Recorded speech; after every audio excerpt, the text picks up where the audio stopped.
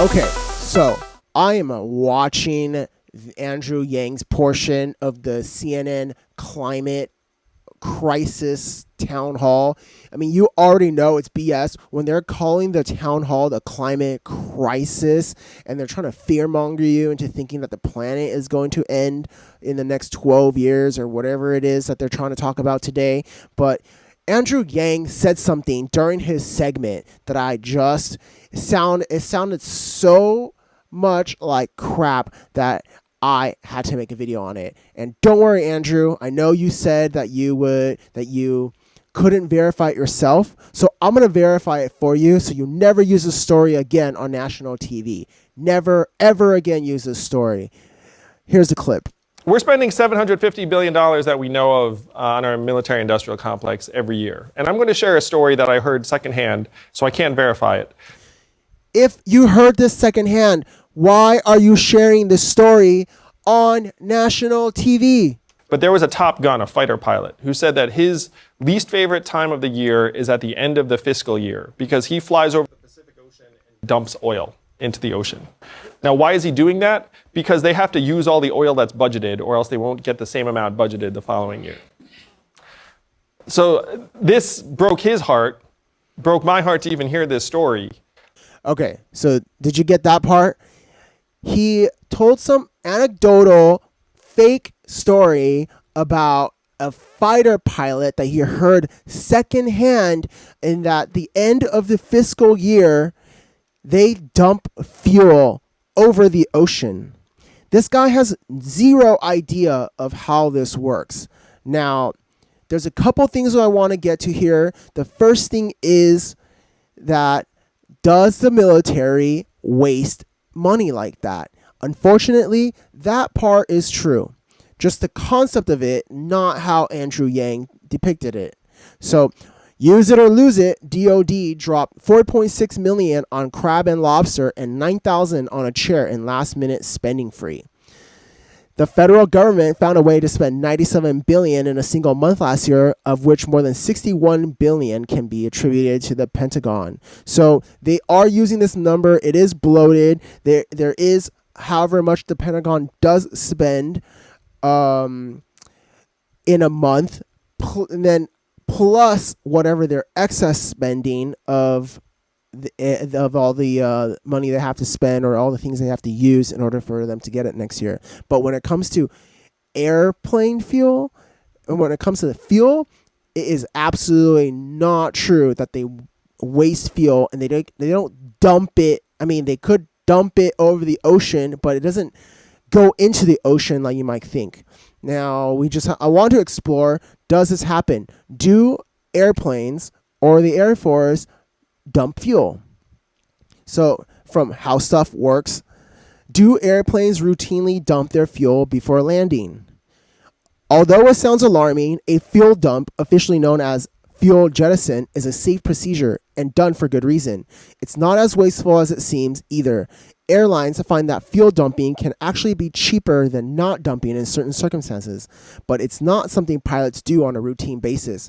We spoke with Allison Durkett, spokesperson for the Federal Aviation Administration, who assured us that it doesn't happen very often. When it all comes down to the facts that certain planes are designed to be significantly lighter when landing than when taking off. In some cases, more than 200,000 pounds lighter.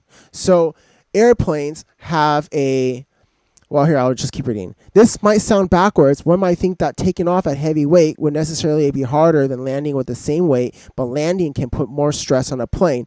When a plane lands heavy, it is easy to hit the ground too hard and cause damage to the aircraft. This problem usually takes care of itself, however, during takeoff for a long flight. A large commercial plane can be carrying tens of thousands of gallons of fuel, which at about 6.7 pounds per gallon can translate to hundreds of thousands of pounds of fuel. But during the long flight, the plane will, of course, use and burn off the fuel, shedding those pounds along the way. The manufacturers consider this in their design of an aircraft, so by the time a plane reaches its destination, it'll be light enough to land safely. Sometimes, however, in an emergency situation, a plane might be forced to land earlier than expected, and that's when fuel dumping comes in. So fuel dumping does happen. but not like how Andrew Yang said in his secondhand story. Now, overweight landing fuel jettison, what to consider. Now, when he says, oh, they're going to dump the fuel over the ocean, that is only half the story. The ecological aspect of fuel jettison has been most closely studied by the United States Air Force. These studies have shown that, in general, fuel jettison above 5,000 to 6,000 feet will completely vaporize before reaching the ground. Therefore, Boeing's general recommendation is to jettison fuel above 5,000 to 6,000 feet whenever possible, although there is no restriction on jettisoning at lower altitudes if considered necessary by flight crew. Now, the reason why the fuel does evaporate, it pretty much evaporates because jet fuel is a much lighter fuel and very volatile. So when ejected from an airplane, it tends to pretty much evaporate, and it doesn't just come out in like a liquid form and then falls over the ocean into the water or something like that. Okay, now, does the Air Force waste fuel? Energy usage of the United States military. Down here, the Air Force is the largest user of fuel energy in the federal government. The Air Force uses 10% of the nation's aviation fuel. JP-8 accounts for nearly 90% of its fuels. This fuel usage breaks down as such, 82% jet fuel, 16% facilities management, and 2% ground vehicle equipment. The Air Force Energy Plan, published in May 2010, includes more information about the Air Force's goals, including reducing demand, increasing supply, and changing the culture to include energy awareness. So, the Air Force once had a fuel problem, and this is from 2012. The U.S. Air Force faces a $1.3 billion budget shortfall due to rising fuel prices. It hopes non-petroleum fuels can solve this reoccurring problem. The Air Force spent almost $10 billion every year to fuel its airlines and power its bases. Most of that money goes towards the purchase of jet propellant JP-8, the service's petroleum-based kerosene standard. Now, the Air Force can barely keep up with all the fuel that it uses. It needs more money because back then, around 2012, fuel prices went above much higher than what they had originally budgeted for. So the Air Force had to take a look at its fuel usage and figure out ways to save money or save fuel. The Air Force were not jettison fuel at the end of the fiscal year for no reason, because it has a financial problem with getting enough fuel because fuel costs has rise. Now, they have since then worked on this problem. It says how the Air Force got smarter about its aviation fuel use in 2018. Down here, I thought I highlighted a few things. But basically, the Air Force established a fuel data collection strategy across the force to pinpoint inefficiencies and analyze consumption trends, incorporated operational energy into wargaming, identify efficiency best practices for a C-17A fleet,